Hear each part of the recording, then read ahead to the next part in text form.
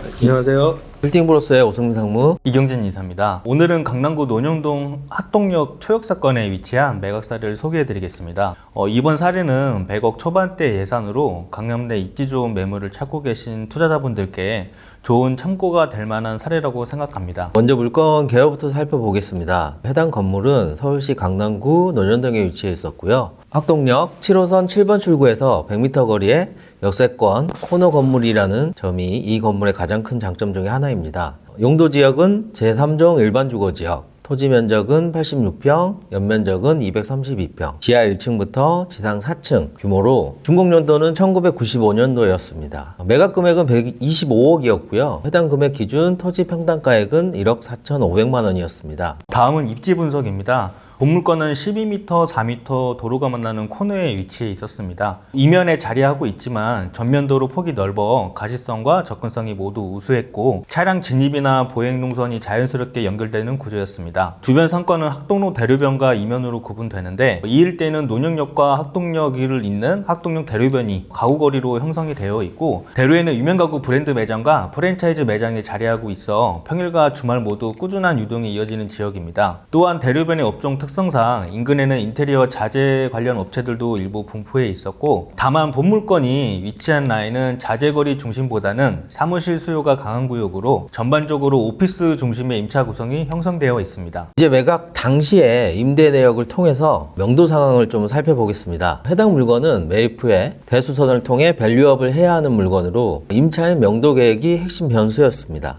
당시 일부 공실과 공실 예정 호실이 있었기 때문에 전체 명도 부담은 비교적 낮은 편이었습니다. 1층에는 임차인이 두 곳 있었는데 그중 하나인 부동산은 2025년 9월 30일 날 퇴거 예정이었고요. 다른 한 곳인 중화요리 전문점은 명도가 불가한 상태로 매수자가 직접 인수 후 명도 협상을 진행해야 하는 조건이었습니다. 즉 매입 단계에서부터 명도 협상이 과제로 남아있던 상황이었고요. 반면 다른 층들의 명도 상황은 상대적으로 유리했습니다. 결국 1층 중화요리점의 이슈를 제외한 나머지 호실들은 명도 계획이 명확하고 리스크가 낮은 상황이었기 때문에 매수자는 이를 종합적으로 판단해 매입 결정을 내린 것으로 보입니다. 다음은 매매 사례를 살펴보겠습니다. 22년도부터 24년도까지 인근에서 거래된 토지의 평당가는 22년도는 약 1억 5천만 원, 24년도에는 약 1억 7천만 원 수준으로 형성되어 있었습니다. 이에 비해 본 물건은 평당 1억 4천만 원대로 인근 시세 대비 10에서 15% 낮은 수준으로 동일 입지권 내에서는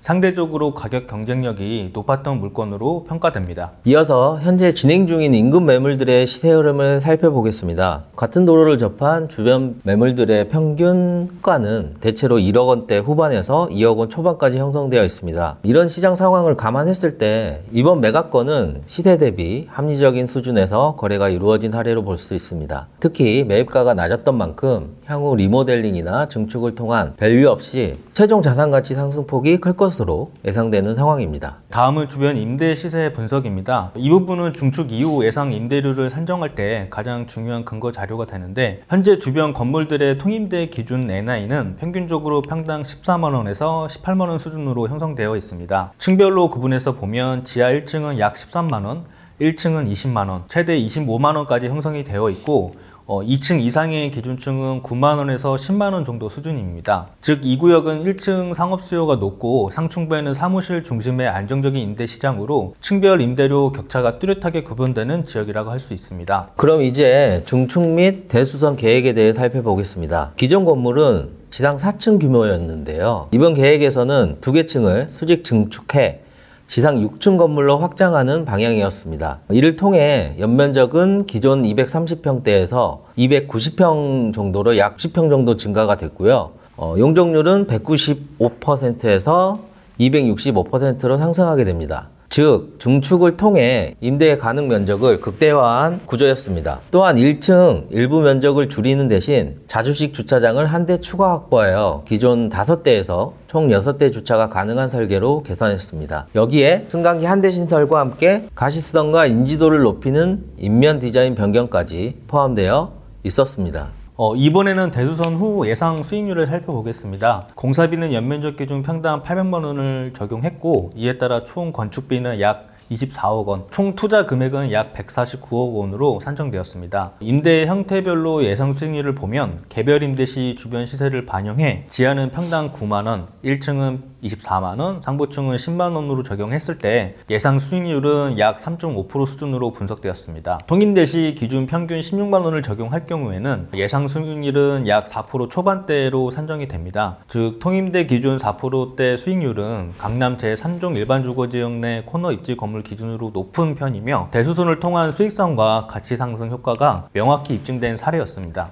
이번에는 자금 스케줄을 살펴보겠습니다. 매매가는 125억, 여기에 대수선 비용 24억, 그리고 취득세 및 기타 재반 비용까지 모두 포함하면 총 투자 금액은 157억 원으로 산정되었습니다. 이 중 125억 원을 대출을 활용했다고 가정했을 때 실제 필요 현금은 약 30억 내외로 매입이 가능한 물건이었습니다. 오늘 살펴본 이번 사례는 저평가된 토지를 합리적인 시점에 매입하고 명도를 원활히 진행한 뒤 용적률을 극대화한 수지 중층을 통해 건물의 가치와 현금 흐름을 함께 끌어올릴 수 있는 구조를 만든 투자 사례였습니다. 물론 임차인과의 명도 이슈라는 리스크는 있었지만 다른 호실의 명도 용이성, 저렴한 매입 단가, 그리고 증축 이후 4%대 수익률 확보 가능성이 더해지면서 결과적으로는 리스크보다는 기회가 훨씬 컸던 구조라고 평가됩니다. 이 사례는 강남권 밸류업 투자의 기본 원칙, 즉 입지, 가격, 활용도 세 가지를 동시에 충족할 수 있는 구조를 잘 보여준 예였습니다. 저희가 준비한 내용은 여기까지고 오늘 영상도 도움이 되셨다면 구독과 좋아요. 알림 설정까지 부탁드리겠습니다. 감사합니다.